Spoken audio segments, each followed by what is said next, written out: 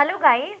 आज हम करने वाले हैं हिंदी का एक और पोयम जिसका नाम है चलना हमारा काम है। तो चलिए जल्दी से हम भी चलते हैं अपनी कविता की तरह, क्योंकि चलना हमारा काम है। अब इस कविता का शीर्षक है चलना हमारा काम है। अब इसका शीर्षक का क्या अभिप्राय है या फिर इसका क्या मतलब है, इस चीज को हम समझेंगे कविता में कि आखिर कवि ने ऐसा शीर्षक क्यों दिया है, उन्होंने चलने को क्यों यहाँ पे मेंशन किया है या फिर उन्होंने यहाँ पे ऐसा क्यों लिखा है चलना हमारा काम है। तो इस कविता को लिखा था शिव मंगल सिंह सुमन ने। चलिए उनके बारे में कुछ पंक्तियां पढ़ते हैं। श्री शिव मंगल सिंह सुमन का जन्म उत्तर प्रदेश के उन्नाव जिले के जगलपुर नामक गांव में 14 अगस्त सन 1915 में हुआ। तो ये रही इनकी जन्म तिथि।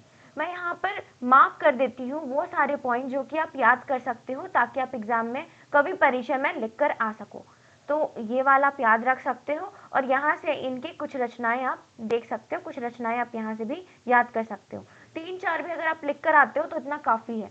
और एक लास्ट की ये वाली लाइन लिख देना अगर क्वेश्चन ज्यादा मार्क्स का रहा तो बस इतना काफी है आपके लिए। तो इनकी कुछ प्रमुख रचनाएं देख लेते हैं। हिल्लोल, जीवन के गान, प्रलय सृजन, मिट्टी की बारात, विश्वास बढ़ता ही गया। ठीक है, तो इतना आप याद रख लेना, इतना बहुत काफी रहेगा। अब हम देखते हैं एक एक पद को और एक एक पद को अच्छे से समझते हैं। गति प्रबल पैरों में भरी, क्यों फिर क्यों रहूं दर दर खड़ा, जब आज मेरे सामने है रास्ता इतना बड़ा। जब तक ना मंजिल पा सकूं तब तक मुझे ना विराम है, चलना हमारा काम है।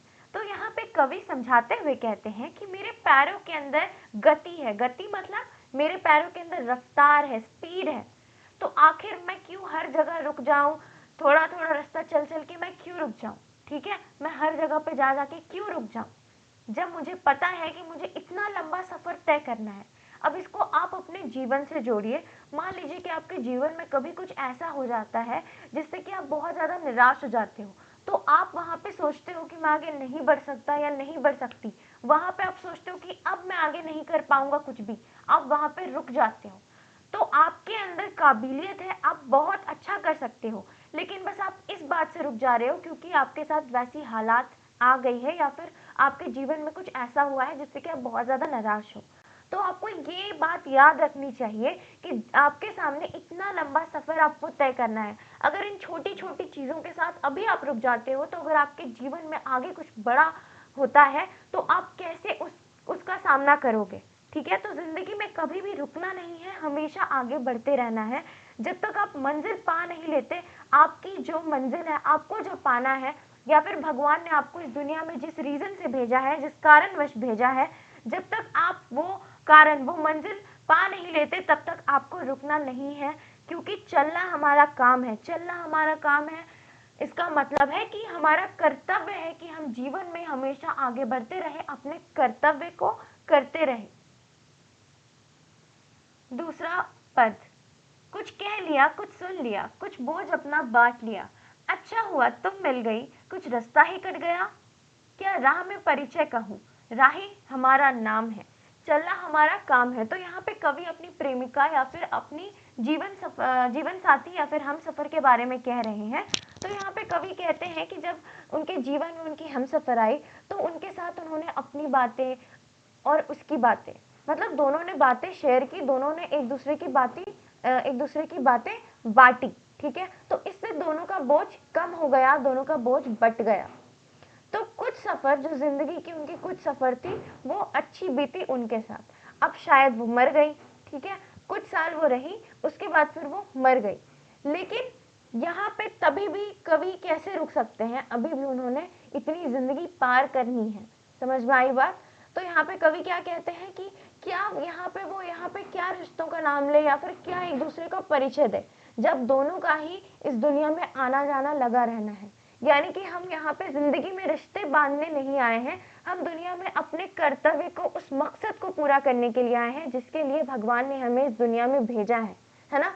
तो यहाँ पे हम सारे जितने भी लोग हैं इस दुनिया में जो किसी और की मृत्यु पर रोते हैं, हम सबको ये याद रखना चाहिए कि आखिर हमें भी एक दिन इसी तरीके से जाना है। तो रोकर क्या फायदा, जब सबको जाना है तो आखिर इस बात से रोने का क्या फायदा। ये तो हकीकत है, ये तो सच्चाई है ना। इसलिए हम सब राही हैं, हम सब इस दुनिया में आए हैं और हम सबको एक दिन इस दुनिया को छोड़कर जाना है। इसीलिए चलना हमारा काम है, हमें आगे बढ़ते रहना है जब तक हमारे पास जिंदगी है। जीवन अपूर्ण लिए हुए, पाता कभी खोता कभी, आशा निराशा से घिरा, हंसता कभी रोता कभी, गतिमति ना हो अवरुद्ध, इसका ध्यान आठों याम है, चलना हमारा काम है। तो यहाँ पे कवि क्या कहते हैं कि हम सबकी जीवन अपूर्ण है, मतलब हम सबकी जीवन अभी तक पूरी नहीं हुई, क्योंकि हमें पता नहीं कि कल क्या होना है। अगर आज आपको कुछ अच्छा मिला, अगर आपने कुछ आज पाया, तो शायद ऐसा भी हो सकता है कि कल वो चीज आपसे छीन ली जाए, है ना। तो जिंदगी कभी भी पूरी नहीं होती, आप जिंदगी को कभी भी समझ नहीं सकते।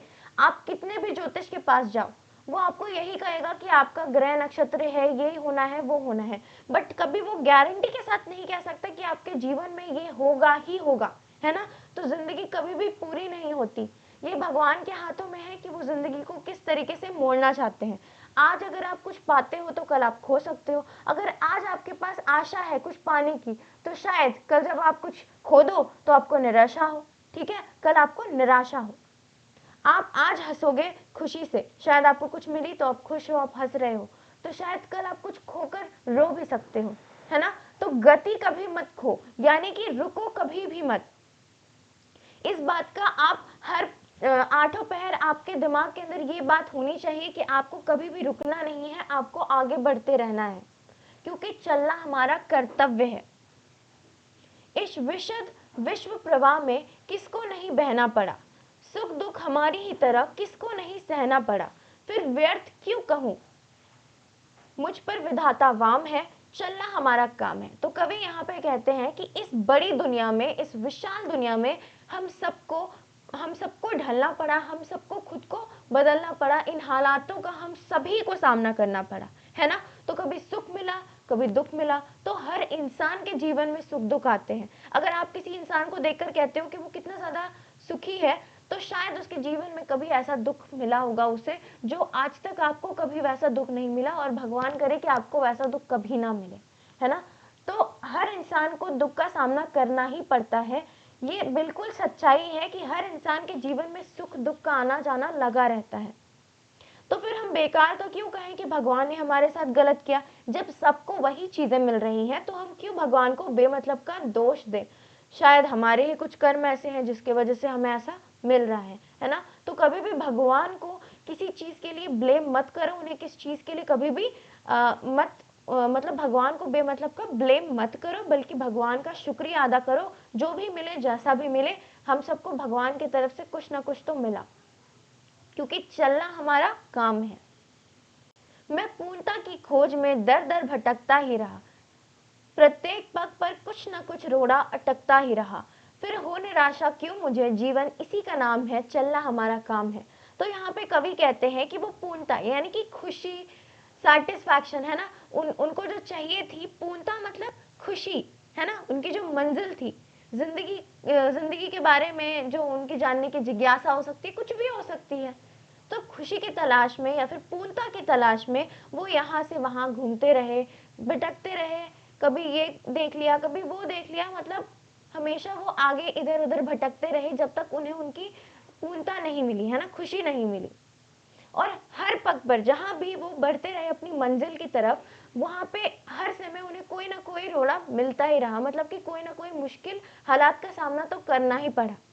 लेकिन इस बात से वो निराश क्यों होंगे, जब जीवन इसी का नाम है। हम सभी को पता है कि जीवन में जब हमारे साथ सुख भी आना है, दुख भी आना है, मुश्किल का भी सामना करना पड़ेगा, कुछ मिल भी जाएगा, है ना। तो हम सब इस बात से क्यों निराश हो, जब हमें पहले से ही सिखाया जाता है, बचपन से ही सिखाया जाता है कि जीवन में कोई भी चीज लंबे समय के लिए नहीं चलती, कोई भी चीज परमानेंट नहीं होती, चाहे वो सुख हो या चाहे वो दुख हो, है ना। क्योंकि हम खुद भी परमानेंट नहीं है इस दुनिया में, तो हम कैसे कोई और चीज को कह सकते हैं कि वो हमारे साथ परमानेंटली रहे। इसी पे कवि कहते हैं फिर से, चलना हमारा काम है।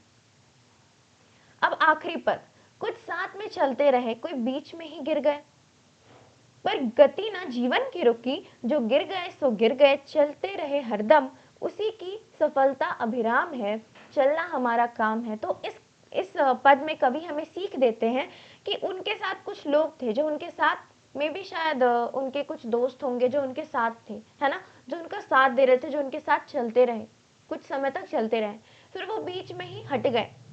मे भी शायद हालात कुछ ऐसे होंगे जिसके वजह से वो बीच में ही हट गए। तो फिर क्या हुआ, इससे कवि ये कहते हैं कि इससे जिंदगी की गति नहीं रुकती। कोई इंसान आपके जीवन में आए या फिर ना आए या फिर कोई इंसान चला जाए, इससे आपका जीवन तो नहीं रुकना।